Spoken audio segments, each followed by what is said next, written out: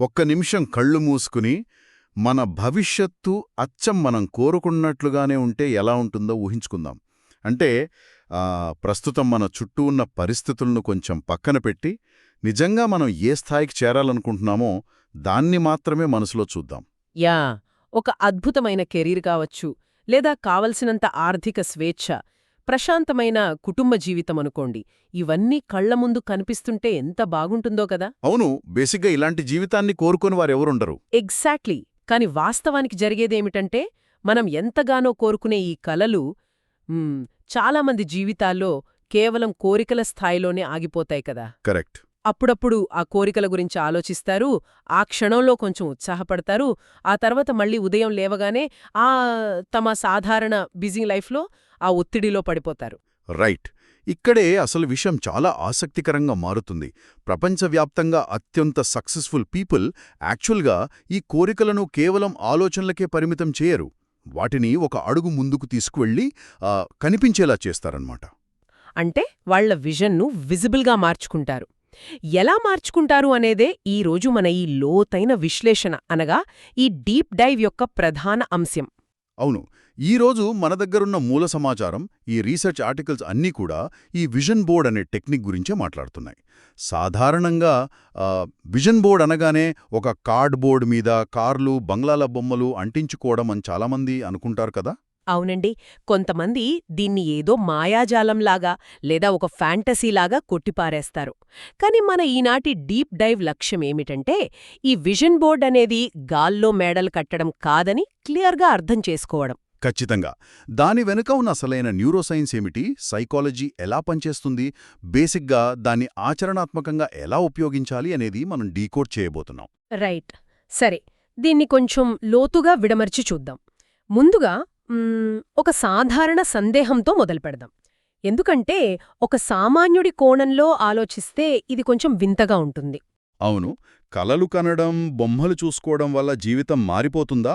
ఇదంతా వినడానికి ఏదో ఇన్స్టాగ్రామ్ మోటివేషనల్ కోట్ లాగా, లేదా ఫేక్ మ్యాజిక్ లాగా లేదా అని ఖచ్చితంగా అనిపిస్తుంది. యా, ఒక బోర్డ్ మీద ఫెరారీ కారు బొమ్మ అతికించుకుని రోజూ దాన్ని చూస్తూ కూర్చుంటే రేపు ఉదయానికల్లా ఆ కారు ఇంటి ముందు ఊడిపడదు కదా.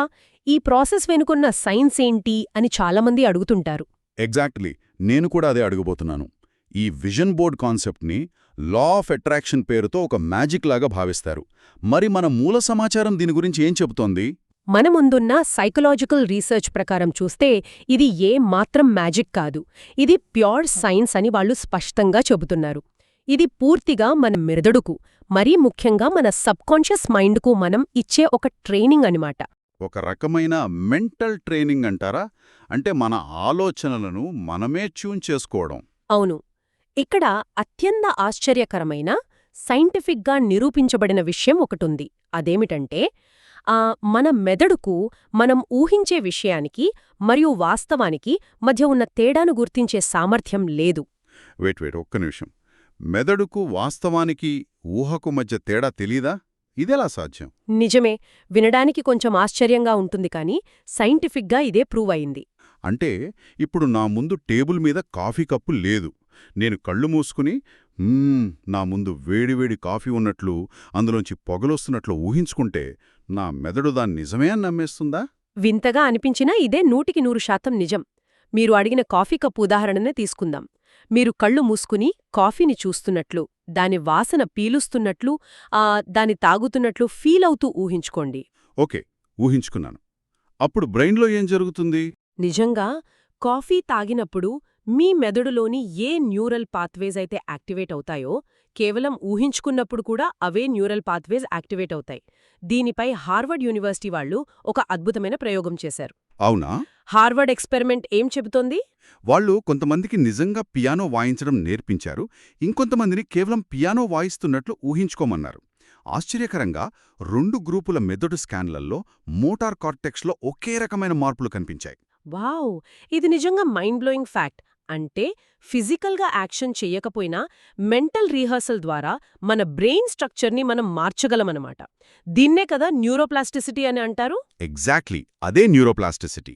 అంటే మనం ఒకే విషయాన్ని పదే పదే తీవ్రంగా ఊహించుకున్నప్పుడు ఆ చిత్రాన్ని మన మెదడు పరిచితమైనదిగా అంటే ఫెమిలియర్గా భావించడం మొదలుపెడుతుంది.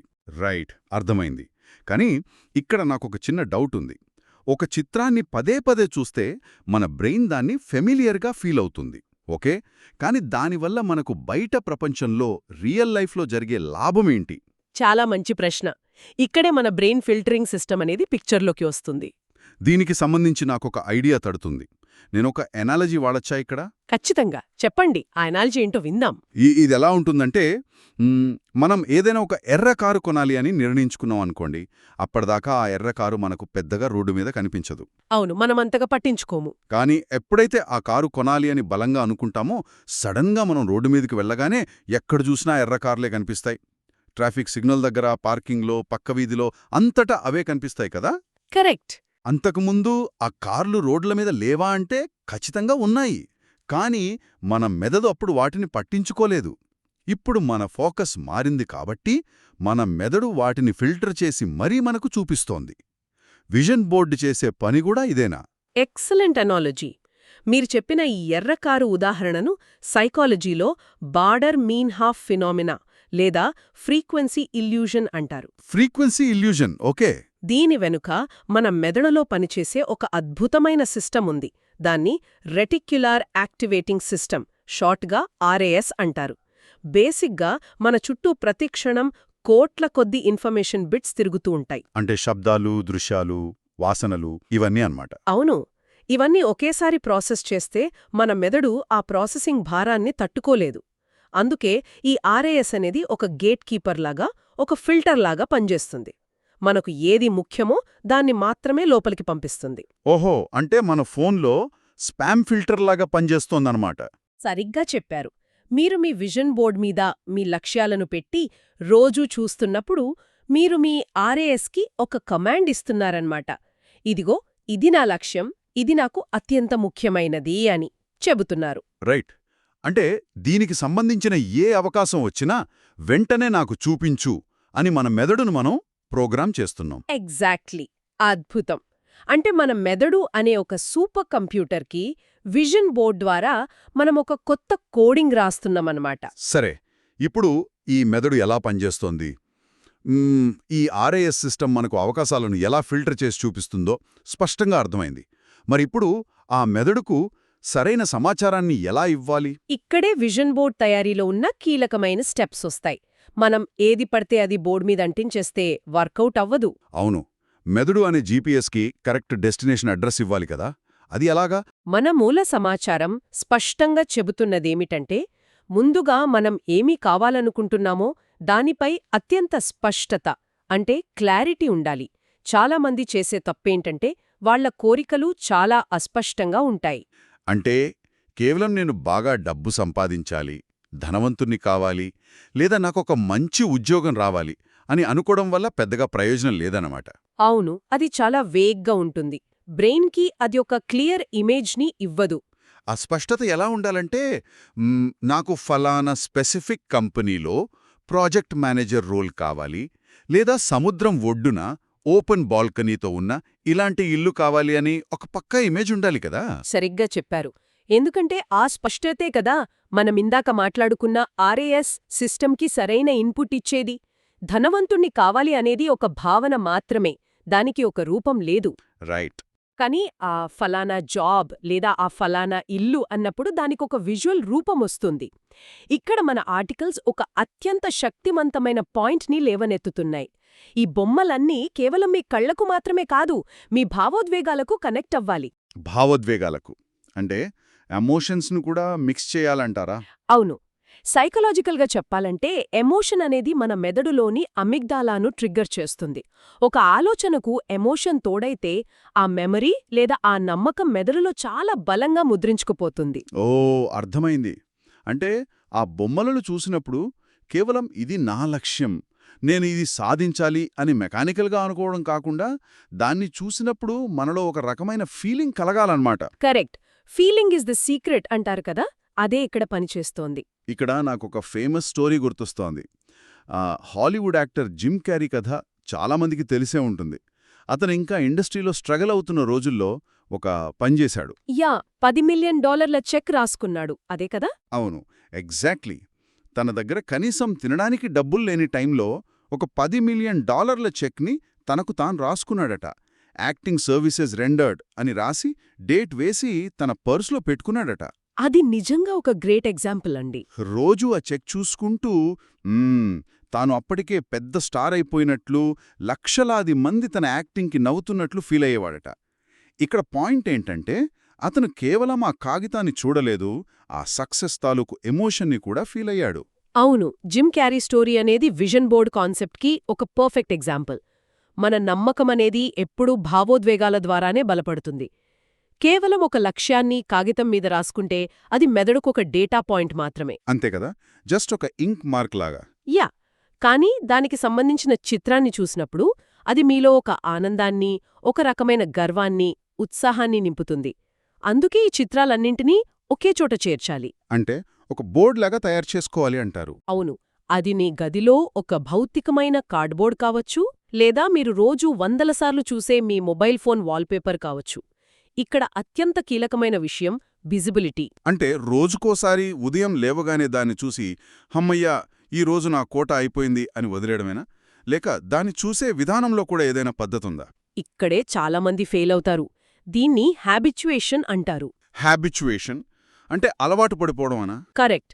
మనం రోజూ మన ఇంట్లో గోడమీద ఉన్న క్యాలెండర్ని చూస్తాం, కానీ అందులో ఏముందో పెద్దగా పట్టించుకోము కదా. రోజూ చూస్తూ ఉంటే బ్రెయిన్ దాన్ని ఇగ్నోర్ చేయడం మొదలుపెడుతుంది. రైట్, అది బ్యాక్గ్రౌండ్లో కలిసిపోతుంది. అందుకే కేవలం పైపైన చూసి వదిలేయకూడదు.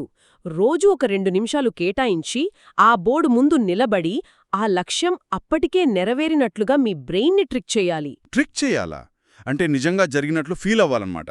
అవును, ఆ కారు అప్పటికే మీ సొంతమైనట్లుగా, దాని స్టీరింగ్ పట్టుకున్నట్లుగా, ఆ లెదర్ సీట్ల వాసన చూస్తున్నట్లుగా, అందులో మీరు ప్రయాణిస్తున్నట్లుగా ఆ ఆనందాన్ని అనుభూతి చెందాలి. వావ్!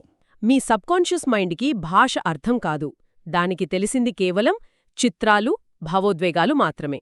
సరే, ఇదంతా వినడానికి చాలా స్ఫూర్తిదాయకంగా ఉంది.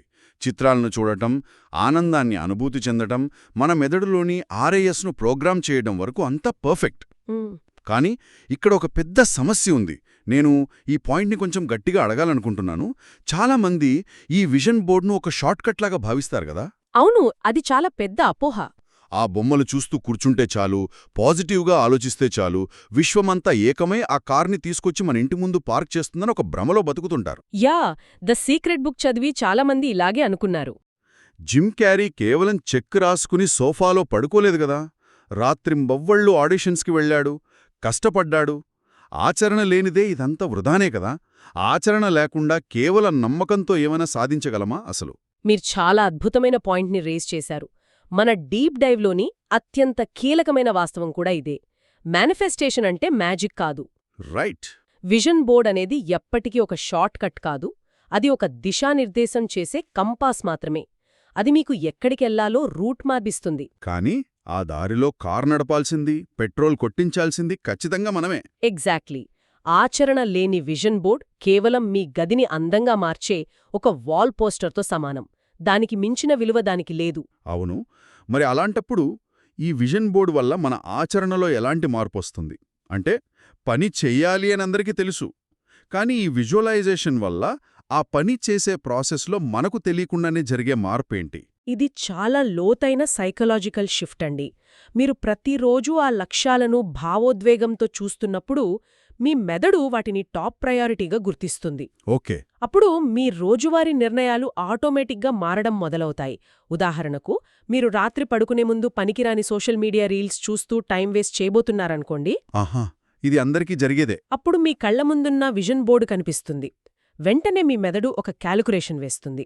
ఈ 2 గంటల టైం వేస్ట్ చేయడం వల్ల నేను ఆ బోర్డులో ఉన్న లక్ష్యానికి దగ్గరవుతున్నానా, దూరమవుతున్నానా అని ఆలోచిస్తుంది. సూపర్. అంటే దృష్టి మరల్చే విషయాలకు, డిస్ట్రాక్షన్స్కు మనం సులభంగా నో చెప్పగలుగుతాం. కరెక్ట్. కాగ్నేటివ్ బయాస్ని మనకు అనుకూలంగా వాడుకోవడం అంటే ఇదే. ఎక్సలెంట్. అంటే మన మెదడు ఒక ఆటోమేటిక్ ఫిల్టర్లాగా పనిచేస్తూ మన లక్ష్యానికి పనికిరాని విషయాలను కట్ చేసేస్తుందన్నమాట. అవును. అంతేకాకుండా గతంలో మనం పట్టించుకోని అవకాశాలను గుర్తించడం కూడా మొదలవుతుంది. మన దృష్టి ఎప్పుడూ ఆ లక్ష్యం మీదే ఉంటుంది కాబట్టి ఎవరైనా ఒక కొత్త ప్రాజెక్ట్ గురించి మాట్లాడినా వెంటనే మనం కనెక్ట్ చేసుకోగలుగుతాం. ఖచ్చితంగా. దీన్నే మనం మైండ్ సెట్ ప్లస్ యాక్షన్ అనొచ్చు. మీరు గమనిస్తే ప్రపంచంలోని గొప్ప గొప్ప క్రీడాకారులు ఇలాంటి విజువలైజేషన్ టెక్నిక్స్ను ఎప్పటినుంచో వాడుతున్నారు. అవును, అథ్లీట్స్ ఎక్కువగా వాడతారు గదా. స్విమ్మింగ్ ఛాంపియన్ మైకెల్ ఫెల్ప్స్ గురించి ఒక అద్భుతమైన స్టడీ ఉంది. అతను ఒలింపిక్స్కి ముందు కేవలం తాను గోల్డ్ మెడల్ గెలిచినట్లు మాత్రమే విజువలైజ్ చేసుకోలేదు. మరెలా చేసుకున్నాడు? నెగటివ్ విషయాలను కూడా ఊహించుకున్నాడా? అవును, ఈత కొడుతున్నప్పుడు సడన్గా తన స్విమ్మింగ్ గాగల్స్లోకి నీళ్లు వస్తే ఏం చేయాలి, తన స్పీడ్ తగ్గితే ఎలా ఓవర్కమ్ చేయాలి అని పదే పదే ఊహించుకున్నాడు. వావ్! అంటే వర్స్ట్ కేస్ సినారియోస్ని కూడా ముందే మెంటల్గా ప్రాక్టీస్ చేశాడనమాట. మరి ఒలింపిక్స్ ఫైనల్లో అతని గాగుల్స్లోకి నీళ్లు వచ్చాయి. అతనికేమీ కనిపించలేదు. అయినా సరే అతను పానిక్ అవ్వలేదు. వరల్డ్ రికార్డ్ సృష్టించాడు. అమేజింగ్! ఎందుకంటే ఆ పరిస్థితిని అతని మెదడు అప్పటికే వందల సార్లు అనుభవించింది. దానికి ఎలా రియాక్ట్ అవ్వాలో దానికి ముందే తెలుసు. What a story! విజయానికి ముందే దాని మానసికంగా జీవించడమంటే ఇదే. అంటే విజువలైజేషన్ అనేది కేవలం అంతా పాజిటివ్గా జరిగిపోతుందని ఊహించుకోవడం మాత్రమే కాదు. కరెక్ట్. దారిలో వచ్చే అడ్డంకులను కూడా దాటేలా మన మెదడును ప్రిపేర్ చేయడం. పర్ఫెక్ట్. సరే, ఇప్పుడు ఈ మొత్తం విశ్లేషణను ఒకసారి మనం సమరైజ్ చేసినట్లయితే, జీవితంలో ఎప్పుడైనా మనం అయోమయంలో ఉన్నట్లు అనిపిస్తే కేవలం మనస్సులో ఆలోచించడం మానేసి ఆ లక్ష్యాలను కనిపించేలా విజిబుల్గా చెయ్యాలి. అవును, అదృశ్యంగా ఉన్న మన కోరికలకు ఒక స్పష్టమైన దృశ్య రూపాన్ని ఇవ్వాలి. ఆ విజన్ బోర్డ్ను తయారు చేసుకోవాలి. రైట్. దానికి ఎమోషన్స్ని జోడించి ప్రతిరోజు చూడాలి. మన మెదడులోని ఆర్ఏఎస్ను ప్రోగ్రామ్ చేయాలి. ఆపై ఆ అవకాశాలను అందిపుచ్చుకోవడానికి నిరంతరం శ్రమించాలి. ఖచ్చితంగా. ఎందుకంటే మనం కోరుకునే భవిష్యత్తు రేపెప్పుడో ఆకాశం నుంచి పడదు.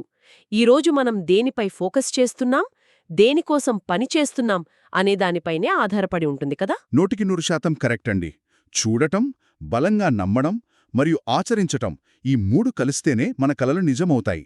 సరే, ఈరోజు మన డీప్ డైవ్లో ఎన్నో అద్భుతమైన సైకలాజికల్ విషయాలు తెలుసుకున్నాం. అవునండి, చాలా ఇన్సైట్ఫుల్ సెషన్ ఇది. అయితే వినేవారి కోసం నేనొక కొత్త ఆలోచనను వదిలిపెట్టి ఈనాటి విశ్లేషణను ముగించాలనుకుంటున్నాను. ఈరోజు మనం తెలుసుకున్న అత్యంత కీలకమైన విషయం, మన మెదడుకు వాస్తవానికి ఊహకు మధ్య ఉన్న తేడా తెలియదు. అవును, అది ఫ్యాక్ట్. మనం దేనిపై ఫోకస్ పెడితే దాని నిజం చేయడానికి మన ఆర్ఏఎస్ సిస్టమ్ దారులు వెతుకుతుంది. మరి అలాంటప్పుడు ఒకసారి ఆలోచించండి. ఒకవేళ మనం ఎప్పుడూ మన భయాలను, మనం ఎదుర్కోబోయే వైఫల్యాలను మాత్రమే ఊహించుకుంటూ ఉంటే ఏమవుతుంది? అది చాలా డేంజరస్ కదా.